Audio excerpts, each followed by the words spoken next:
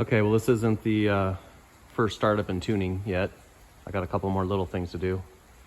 So I got a little oil catch can, and I don't know if this is like a super ideal place for it, but it's really the only place I could get to it to drain it and to mount it, keep it away from heat and stuff like that.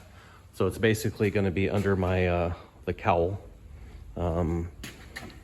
This is just a super cheapo one, but it's got a little dipstick, which I can reach up through underneath to pull the dipstick out. This one doesn't have a drain valve, which is kind of annoying. You just unscrew the bottom, but it looks thick enough. I think I'm gonna drill and tap and mount a little ball valve on the bottom. So I'm kind of mocking up some hose. This is part of my old hose that was I had before. It's got kind of some weird adaptation to fit the valve cover nipple. But I've got them run under, and then, so basically from the crankcase, oil, air will be drawn through the catch can and then back out this hose, and I'm gonna mount a, this is pretty heavy wall. This is a cast elbow. It's about 3/16 thick. So I'm gonna drill and tap and put a 90-degree, pipe thread to hose barb. So I'm gonna put that like right there, somewhere in here. So this hose basically follows the air intake pipe, and then we'll meet up with this guy and go around. That's really about one of the last things. I'm also dealing with a battery situation. I had an Optima battery in this thing, and it's about 5 years old, and it finally gave up. It won't really take a charge, so I'm waiting on a new battery to show up. So I just made a quick, simple little bracket, if that can. Nice thing about having easily removable body panels, makes stuff like this pretty easy. So hopefully that works out. I guess kind of being a low point, I don't know if that's good or bad. To me, it seems good to help catch the oil even more, because this output hose will have a little bit of an uphill run. But we'll see how that works out. I can always change it if it doesn't work. So, like I said, I gotta get my new battery, and I need to run to plumbing place and get a pipe or a hose barb fitting to go there. I'm also waiting on, I bought this little, this is a Banks gauge, but honestly this was the cheapest boost gauge I could find. So I knocked out the little vent grill. I'm gonna make a plate, and this is gonna go right here. When you're sitting in it, it's not super optimum spot, but it's really all the room I've got in this dash. The steering wheel kind of blocks it, but if I just tilt my head a little bit, I'll be able to see it. And this is just gonna be, to kind of keep an eye on things. It's not gonna be something I watch all the time. Yeah, so this was super cheap, but I didn't read the description carefully enough. It came with 0 plumbing. So I had to order their little hose kit, because I don't know what style fitting this is. But they had a little install kit. It came with everything you need, so I just ordered the one from Banks. So that'll mount there. I'll probably build a pretty similar panel to this, where it, because this has got a similar arc, and so I made some like flanges bent out to recess it in and make it flat. So I'll do a similar thing here. That way it's kind of got a common theme, and it'll look good. It'll be sunk in a little more. I gotta trim these little like snapper things off. I'm trying not to destroy my dash, but obviously those vents aren't being used. So that's basically today's progress. I think that's about it. Once I get this crankcase ventilation finalized, then it's basically ready to start up. Besides you know, when I go pick up this pipe fitting, I buy all my plumbing stuff from a local hydraulic shop, and they stock the T-bolt clamps. And so I need to make up a list of, I need like 8 clamps. So I can do everything. It's about a 30-40 minute drive. So make sure to get everything at once. And that'll be kind of the last of the stuff I need, huh? I'm still waiting on these convoluted couplers, but I could start it with those on there. Just change them out when the new ones show up. I kind of talked about this coil bracket I built, but you couldn't see it because the cowl was on it. So that's kind of a look at that thing. Again, trying to keep it away from heat. So that's why it's on more of the passenger side. So I guess that's where I'm at right now. I'm probably going to run tomorrow to get those parts. And so I will come back. I think I'm supposed to have my battery tomorrow as well. So come along. I will come back when I've got more to show. Something else I did today that's really got nothing to do with the turbo at all. These little guys. So I got a tab here and a tab back here. That's for my window nuts. And so the bar slides into that one, and then there's a latch, just like a 5-point harness has, that clicks into this. And so that's this guy. This is actually for the other side, but see this. Slides into there, and then that latch is there. No, this is this side. So this goes in, click it. You know, the window net is wrapped, you know, it's got a pocket sewn in that this slips into, and then there's another piece that bolts in down here. So these are the tabs that came with this kit, and they're awful. When you're all strapped in tight, I can just reach these. But if this, see, it's got this play, and if it's off, it won't latch because the hole doesn't line up. And this has been driving me crazy for years. And I had to cut some other parts, so I designed some new brackets.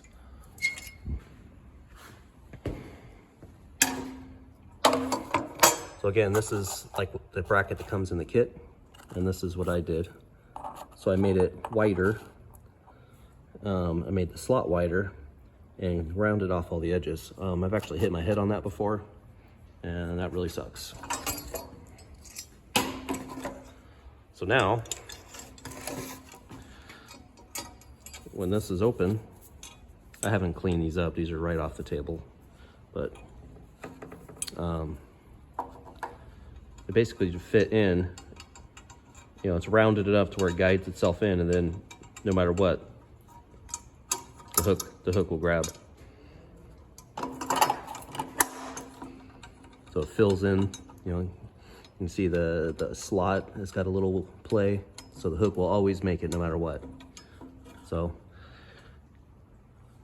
little things make a big difference. So that's going to really be nice when the next time I race, because it's a real pain. You know, it's hard to get used to remembering to close the window net before you put on your seatbelts. I always jump in and strap myself in, and then, like, you know, tighten my helmet or whatever. And for some reason, you know, automatically I always want to do the window nets last in my head. So at least now I'll be able to do it with the seatbelts on easily.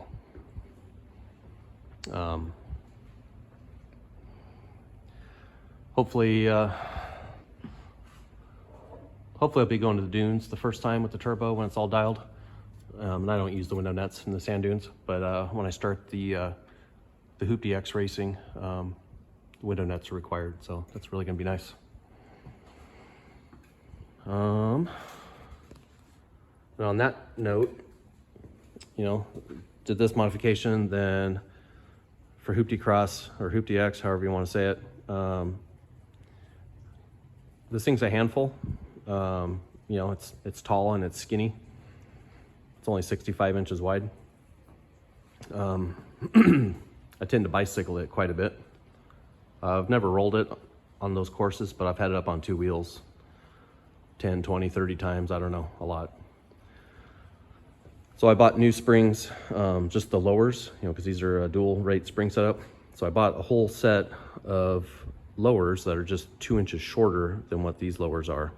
This uses 12s and 16s. So I bought a set of 14s in the same rate, because I've got the spring rate pretty dialed on this. I'll lose 2 inches of droop, but for that style racing, that's not important. So they'll drop the ride height 2 inches, and I won't have to mess around with anything. I won't have to change my secondary nut positions or the ride height or preload collars. Those can just stay there because this spring is staying here. It's just the lowering will just be from this 2 inch shorter spring. Then I also have another set of straps that are 2 inches shorter. And then to go with the 2 inches of lowering, I also bought some 1.5 inch wheel spacers. So I'll be basically 2 inches shorter and 3 inches wider than it is now. So I think that's gonna complement the extra power quite a bit, because my goal is to be able to throw this thing around the corners. So right now I basically come screaming down the straightaways as fast as I can, and I brake super hard, super late, so I can corner at a safe speed. And I'd like to be able to kind of drift it around the corners at a higher speed if possible. So we'll see how that works out.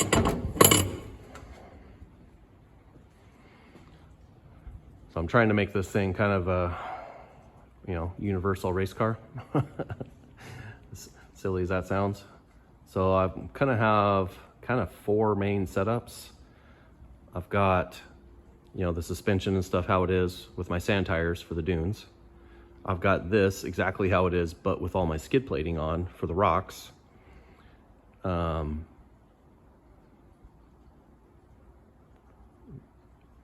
Maybe I just have 3, I don't know. But I'm also gonna, this has 513 ring and pinions. I'm actually gonna try to do a drag and drive event this year in the summer. And so I have a 462 ring and pinion to put in the back. I'll just leave the 513 in the front because this is all street stuff. And I'm gonna try to find possibly a different set of tires that are a little more conducive to drag racing. And obviously this thing's not gonna be fast in the quarter mile, but to me, the whole thing is just getting this thing out and having fun. And I've also found a second rallycross organization in my area that I'm gonna try to get set up with. And I may have to get quite a bit smaller tires to be able to qualify for those guys. They're real strict on height versus width. And even with the 2 inches of being lowered and widened with the wheel spacers, I'm still gonna be right on the edge of being okay. So I'll probably go down to some 31s. These are 33s. But see how that goes. I wanna go watch one of their events and kind of get a feel for it before I sign up. But come along. Pretty pleased now with how all this has turned out. Just got a couple things left, and yeah, should be ready to go. Well, first startup. Checking for leaks. I've got this off because the engine's not tuned yet.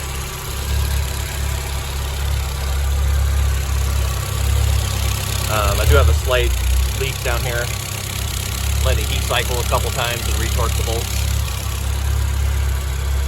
And then I got a small, it's buried down in there, a small oil leak where my oil pressure gauge goes.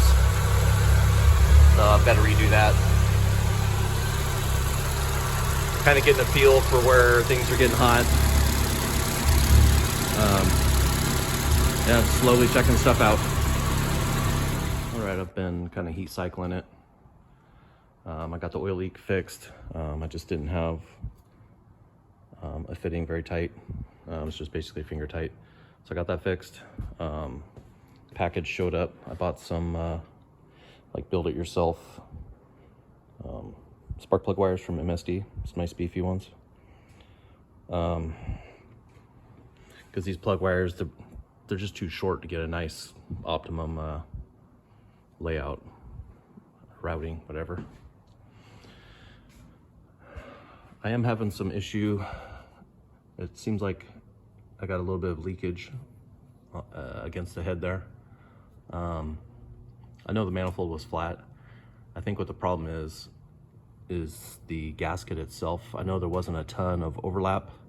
Basically, this manifold was built for the 1.6 head, and so the port size is bigger than the 1.3, and so that leaves kind of a small amount of material that's actually compressing for the gasket, especially with this style gasket.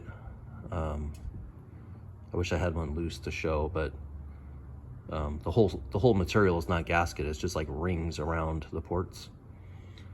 So what I think I need to do is get a 1.6 gasket and try that. So that's the next thing I'm gonna do.